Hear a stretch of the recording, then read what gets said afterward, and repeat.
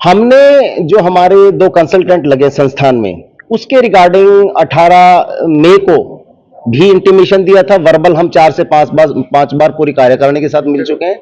And last हमने 94 लोगों के सिग्नेचर के साथ, जिसमें उन लोगों का रोष प्रकट था, 94 लोगों के साइन के साथ हमने 9 जून को इनको फिर से लेटर दिया और फिर से रिक्वेस्ट की कि भी आप इनको ना लगाइए। उसका रीजन ये था कि 2008 में मिनिस्ट्री से भी गाइडलाइन आई थी कि इंटरनल रेगुलर जो भी एम्प्लॉयज रिटायरमेंट हो जाता है उनको आप ना लगाइए।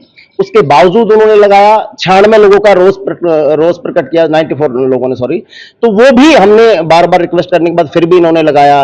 2008 में जब रूलों की अवहेलना करते हुए इन्होंने कर्मचारी रिटायर जो हो गए थे उनको लगाया था, तो उनको मजबूरन फिर 28 दिन के स्ट्राइक के बाद हटाना पड़ा था, क्योंकि वो भी नियमों के खिलाफ था।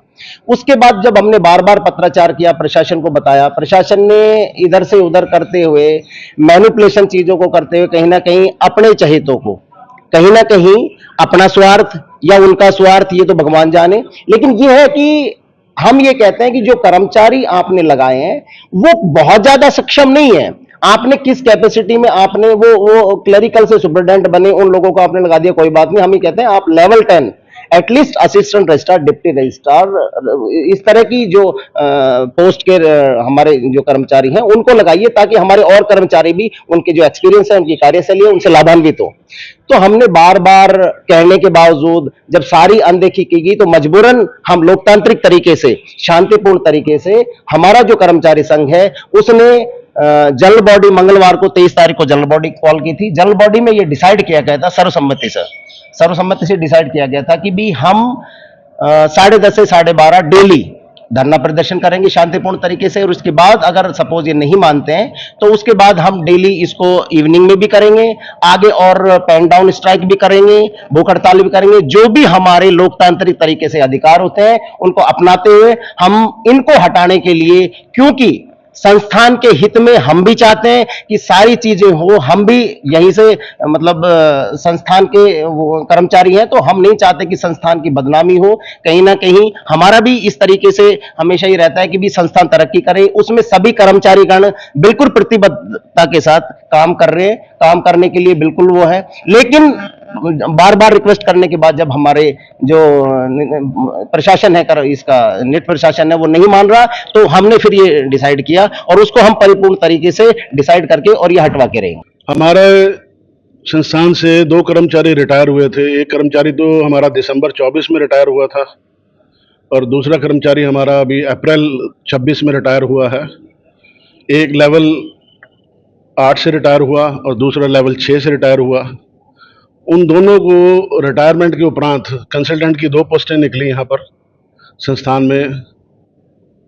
रिटायरमेंट के उपरांत उन दोनों को अपॉइंट किया।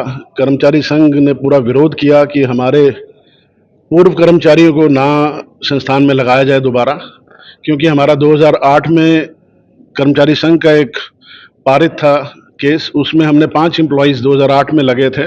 आफ्टर रिटायरमेंट उनको हटवाया था संस्थान से, और मिनिस्ट्री ऑफ एजुकेशन जो पहले MHRD थी, उनका भी एक पत्र है हमारे पास।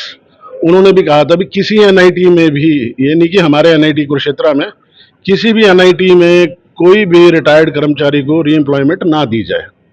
तो हमने 96 लोगों ने संस्थान के डायरेक्टर महोदय को एक पत्र भी दिया था 12 तारीख को कि भी आप हमारे, क्योंकि ये कर्मचारी कंटिन्यूस आ रहा था, 30 अप्रैल को रिटायर हुआ, वो 1 मई से ही आने लगा था बिना किसी अपॉइंटमेंट के। एक चमचागिरी की उसकी नीति रही हमेशा। तो हमने 2-3 बार उसको पर्सनली रिक्वेस्ट भी की कि मत आ, उससे हमारा पूरा माहौल ख़राब होगा संस्थान का। हम लोग एटमॉस्फेयर इस संस्थान का अच्छा चाहते हैं, भी हम भी संस्थान के कर्मचारी हैं, तो आप मत आइए। लेकिन वो कर्मचारी सबके ऊपर भारी होके यहाँ आता रहा और एट लास्ट 15 जून को उसकी अपॉइंटमेंट, इन्होंने अपॉइंटमेंट लेटर उसको दे दिया। तो हमने पूरा विरोध किया, बार बार डायरेक्टर महोदय को, रजिस्ट्रार महोदय को मिलने के बाद भी ये लोगों ने उसे हटाया नहीं, उन्हें दोनों को ही रिलीव नहीं किया। जो दूसरा कर्मचारी हमारा लगा है, जो दिसंबर 24 में रिटायर हुआ था, जो स्कोप ऑफ वर्क अगर आप देखेंगे, स्कोप ऑफ वर्क में उसको एक लाइन भी वो कवर नहीं कर पाता। यानी प्योरली चमचागिरी बेसिस पे, प्योरली भाई भतीजावाद बेस पे उसको लगाया। हमारे संस्थान के डायरेक्टर को और रजिस्ट्रार को यही रिक्वेस्ट है कि आप कंसल्टेंट लगाएं, हमें कोई विरोध नहीं है। आप लेवल 10 या अबव के कोई कर्मचारी लाएं, जो कोई ऑफिसर्स हों, जो हमारे यहाँ पे अनट्रेन्ड स्टाफ है, कोई कैपेबिलिटी में कमी है। वैसे तो सब कैपेबल बैठे हैं यहाँ पे, हमने कहा कि आप खाली कोई हमारे स्टाफ बैठे हैं, उनको आप लाइए, आप रजिस्ट्रार ऑफिस में, डायरेक्टर ऑफिस में उनसे काम करवाइए। ऐसा क्या है कि ये छोटे लेवल के आदमी ही काम कर पाएंगे, इनके बिना हमारा संस्थान ही बंद हो जाएगा। तो हमने काफ़ी रिक्वेस्ट की, आज भी डायरेक्टर महोदय ने बुलाया था, तो डायरेक्टर साहब कह रहे हैं कि नहीं, इन दोनों के बिना तो संस्थान ही बंद हो जाएगा। तो हमने कहा कि सर, एक आदमी तो 1.5 साल से नहीं था इंस्टीट्यूट में, तब तो संस्थान नहीं बंद हुआ। तो संस्थान तो कभी नहीं, आप नहीं थे तब भी चलता रहेगा, जब आगे और आएंगे वो भी चलाएंगे संस्थान को। ये तो सदियों से चलते आ रहे हैं। तो हमारी तो यही प्रशासन से यही डिमांड है कि इन दोनों जो पूर्व कर्मचारी हैं, दोनों को इमीडिएटली रिलीव किया जाए।